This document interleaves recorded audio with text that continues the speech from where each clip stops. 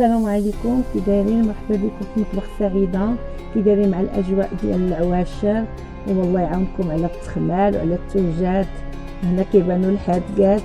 اليوم جيت نشارك معكم الصوف ديال فاس، حنا كنقولوا ليه سلو وكل المناطق كيفاش كيسميوه. دوزوا معايا ان شاء الله باش نوجدوه.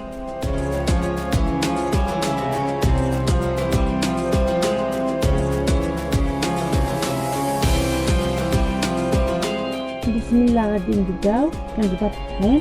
عندي هنا 4 كيلو ديال الطحين فرص رطب ديال الحلويات مزيان ممتاز. غادي نغربلوه، وانا كنفضل نحمرو في الطنجره، ما كنحمروش في الفران. انا غادي نوريكم الطريقه كيفاش كنحمرو. كنغربلو دابا في الاول، عاود ملي كنحمرو كنعاود نغربلو باش الا كان دار لنا شي حبيبات ولا طور كنعاودو نغربلوه. هنا كنجيبو الطنجره وكنضيفو فيها الطحين، صافي المقدار الطحين اللي غادي تحكمو فيه باش ما تكونوا كتخمروا. انا كنفضل نحمرو في الطنجره، كيجيني ساهل احسن ما نديرو في الفران. كنبقى خرج اللاطه وحرك عاود دخل اللاطه عاود خرجها. وما كنفضل نحمرو في الطنجره، كيجيني ساهل وكنحركو بهذا الفويل، كيجيني احسن باش ما كيطوبش لينا. انا كنخدمو بهذا الفويل كيساعدني في الحراق صافي، وكنبقى كنحمر على هاد الطريقه. الطحين ديالنا من بعد ما تحمر ها هو كي كيجي. انا دابا غير كنوريكم معرفات الخشب باش نهز. هانتوما شوفوا الطريقه كيجي مذهب وكيجي غزال صافي، وكنتبع بنفس هاد الطريقه هادي. من بعد ما ساليت الطحين في التحمار، عندي هنا الجوج كيلو ديال الجنجان. الجنجان كندخلو للفران، كنحمرو غير شويه، ما نخليوش ليه يتحرق، حنا نتابعو معاه باش ما يجيناش مره في السبوب. الجنجان ديالنا من بعد ما خرجناه في الفران ها هو كي كيجي، كنخليوش يتحرق بزاف. كنفرشلو انا شي منديل، شي سربيته ولا شي منديل، وكنشرو عليه باش ما كيرجعليش السخونيه فيه ديال اللاطات. انا كندير بهاد الطريقه ديال الوالده ديالي الله يخليها ليا ويطول ليا ربي في عمرها ويشافيها فيها ان شاء الله يا ربي، ويخلي اي ام لوليداتها. عندنا هنا كيلو ونص ديال الكاوكاو اللي حتى هو غندخلوه يتحمر في الفران. نقيناه وصوبناه من قبل صافي، غادي ندخلوه يتحمر. ها هو الكاوكاو ديالنا من بعد ما تحمر. دابا غندوزو باش نقيوه، كنفرشو حتى هو في النيدل بحال اللي درنا الجرجان، نفس الطريقه ديال الجرجان، كترجع لنا السخونيه فيه.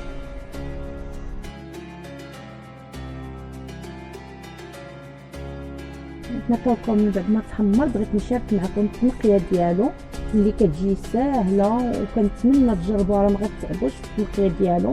كنجيب الطبيقه عندي وكنديرو في ديك الطبيقه وكنبقى نحطو بهاد السربيته، كتجيني ساهله ما كيضروني يديا، ما كنتعب. وكنفرك كميه كثيره، كنقي كميه كثيره. ولا ما متوجداش عندكم هاد الطبيقه كنديروا نص كوكب شي سربيته، كنغطيو كنجيبو الحته ديال المطيشه اللي كنحطو بها مطيشه، كنبقاو كنحطوه بهم فوق المنديل بحال اللي كنفركوه بداك الحته. وانتم شوفوا في وقت قصير كنوجد كميه كثيره، ما كنبقاش عاد كنقي بوحده. وكنتمنى تجربوا وتردوا عليا، راه ما غتحسوش بالتنقيه ديال الكاوكاو.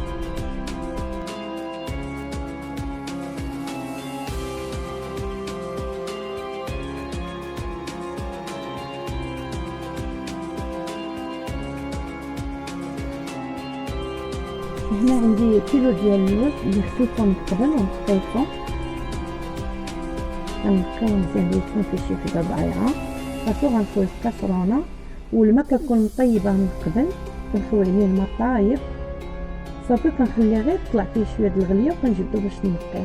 الناس راه كلشي عارف كيفاش ينقي كاوكاو، انا كنشاركها غير مع البنات المبتدئات، بغيت نشارك معكم المراحل كلها.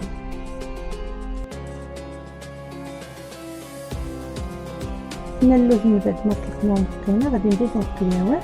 وما شاركتش معكم الطريقه ديال الكاوكاو، حتى هو جبتو داك الكاوكاو الرومي وطلقته بنفس الطريقه ديال اللوز ونقيته، واللي بغى يشريه موجود ونقي راه موجود.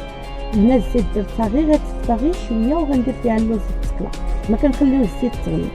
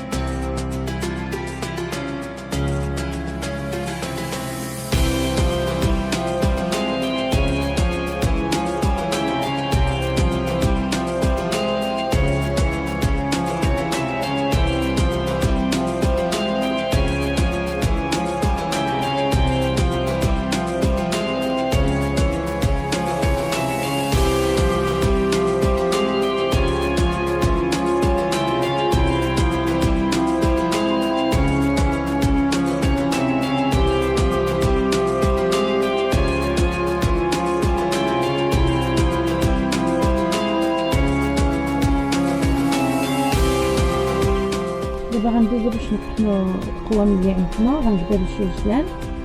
انا هنايا كنطحن النص والنص كنخليه صايم، ما كنطحنش الجلجلان كله باش كيجينا باين في الصوص ديالنا.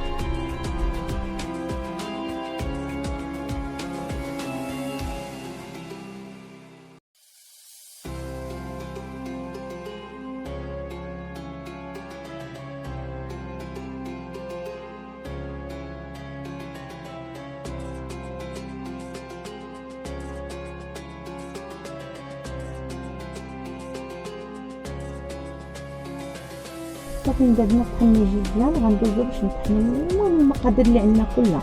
هنا غادي نطحنو كاوكاو اللي سلقناه وقليناه في الزيت مع اللوز هو واللوز، وغادي نطحنو حتى كاوكاو اللي حمرنا في الفران. وراه نسيت ما وريتكمش النافع وحبة حلاوه. حبة حلاوه والنافع راه شاريه منهم غير 10 دراهم، فهما نقيتهم وصهرتهم شويه باش يطحنوا لينا. صافي غنكمل بنفس الطريقه كنطحن اللي عندي كلشي، المقادير اللي عندي كلها. وكاوكاو واللوز وداكشي راه ما كنطحنوهمش بزاف، غير كنهرمشوهم. صافي غير الدجاجه اللي نص طحنا ونص خلينا هكا صايم. هنا من بعد ما سالينا الطحين ديال القوام اللي عندنا هاد الجلجلان اللي خليت صايم، خليت النص ديالو هكا صحيح. عندنا حبة حلاوه حتى هي اللي قلت لكم صهرتها وطحنتها، النافع تا هو طحنته وغربلتهم. هنايا اللوز خليته مزيان، خليت النص مزيان. والجلجلان اللي طحنت حتى كاوكاو، سمحولي عفوا، كاوكاو اللي محمر واللوز وكاوكاو اللي داز في الفران. هانتوما كتشوفوا واش طحنت. عندي هنا الكرطون والمسكه الحره والكوزه اللي حتى هي غنبقى في المهراز بشويه ديال السكر كلاص والسكر كلاصي. صافي دابا غندوزو باش نخلطو كلشي باش نوجدو الصوص ديالنا. من بعد ما طحنا كلشي غندوزو باش نخلطو الصوص. هنا عندي نص كيلو ديال السكر كلاصي اللي كنغربلو، وكل واحد كيدير على حسب الذوق. ماشي واحد كيدير الصوص كله واش كله ولا شويه نص. المهم انا كندير على حسب الذوق ديال دايرين كثير. صافي هنا عندي الكوزه اللي كنحطها حتى هي فوق داك المقادير. صافي من بعد ما خلطنا كلشي المقادير اللي وجدنا كلها الطحين وكلشي، صافي نخلطهم باش تجانسنا داك العناصر كلها. صافي هنا عندي كيلو ديال الزبده وجوج لتر ديال الزيت اللي غليتهم وذوبت الزبده وحيدت لها ديك الرغوه اللي كتطلع من الفوق. صافي دابا غادي نطويها على داك المقادير اللي وجدنا. صافي كنبقاو نخلطو شويه بشويه، غير هو ملي كان عندك يديك راه كيكون الزيت سخون والزبده كنخلطو في الاول بشي مغرفه، وعاد في الاخر كنبداو نعلفو الصوص ديالنا مزيان. ضروري خصو العليف.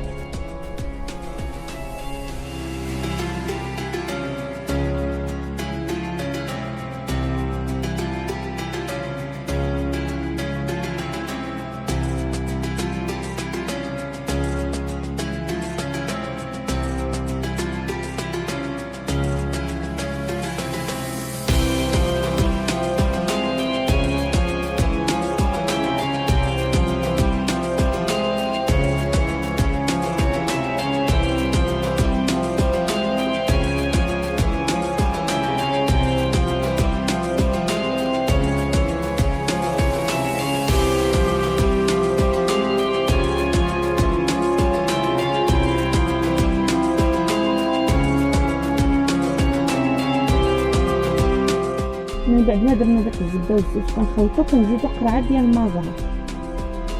انا كندير قرعه ديال الزعفير راه كيجي جديد، وكنتمنى تجربوا هاد الطريقه اللي وريتكم، الطريقه ديالنا ديال فاس، كنتمنى تجربوه.